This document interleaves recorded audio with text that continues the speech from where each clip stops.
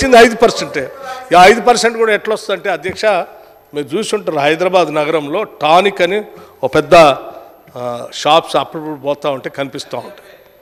నేను అనుకున్నాను ఏంటి ఇది ఇంత పెద్ద 5 స్టార్ హోటల్లా ఉంది, ఇది టానిక్ గీనిక్ అంటే ఎక్సైజ్ షాప్స్ అంటే చిన్నగా ఉంటాయంటే, లేదు సార్ ఇది ఎక్సైజ్ ఆక్షన్ షాప్స్కి దీనికి సంబంధం లేదు, దీనికి ఒక స్పెషల్ జీవో, దీనికి ఏమి చాలా రకరకాల రాయితీలు వాళ్ళు ఎప్పుడు కావాలంటే ఆడ నుంచి కావాలంటే ఇంపోర్ట్ చేసుకోవచ్చు, ఏది కావాలంటే అది చేసుకోవచ్చు, చాలా వ్యాట్లో కూడా చాలా తేడా ఉంటుంది దీని మీద అసలు ఎక్సైజ్ వాళ్ళకి కూడా ఏం పెద్ద ఇది ఉండదని చెప్పి మనకు కావలసినటువంటి వాళ్ళకి రాష్ట్ర ఖజానాకి రావాల్సిన ఆదాయాన్ని గండి కొడుతూ ఇటువంటి టానిక్ లాంటి అనేకం హైదరాబాద్లో ఇవ్వటం వల్ల రాష్ట్ర ఖజానా నష్టం జరిగింది.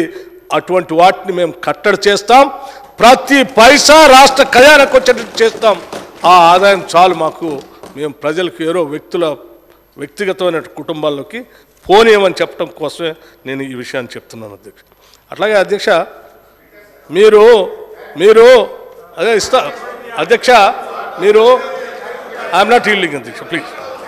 అధ్యక్ష మరి ఇంకో మాట అన్నారు హరీష్ రావు గారే రాసుకున్నారు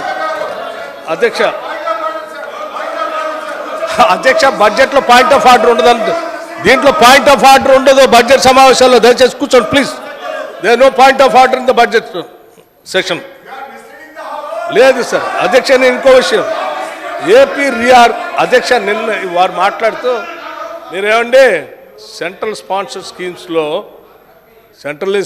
స్కీమ్స్లో మీరు ఇంతగానం పెట్టేశారు,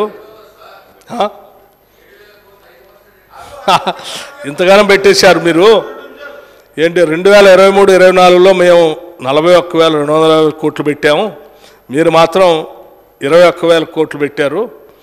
మేము 41,000 కోట్లు పెట్టింది ఏదో తక్కువైనట్టు, మేము పెట్టింది ఏదో దానికంటే 41,000 కోట్ల కంటే 21,000 కోట్లు ఎక్కువ అయినట్టుగా అది అట్లా పెడతారా అంటున్నారు. అధ్యక్ష నాకు తెలుసు మీకు 41,000 కోట్లు పెట్టినప్పుడు నేను చాలా స్పష్టంగా అక్కడ ఉండే చెప్పాను, నేను ఈ సెంట్రల్లీ స్పాన్సర్డ్ స్కీమ్స్లో మీకు మ్యాక్సిమం 8,000 నుంచి 10-12,000 కంటే ఎక్కువ రావట్లేదు అని యావరేజ్ పెట్టబాహండి అని కూడా నేను చెప్పాను. మాకు ఇప్పటికి కూడా ఉంది అది, ఆ అవగాహన ఉంది. అయినా కానీ మేము ఆలోచన చేసి పెట్టాము. ఎందుకు పెట్టామనంటే మీకు మాకున్న తేడా అదే అధ్యక్ష. 10 ఏళ్లలో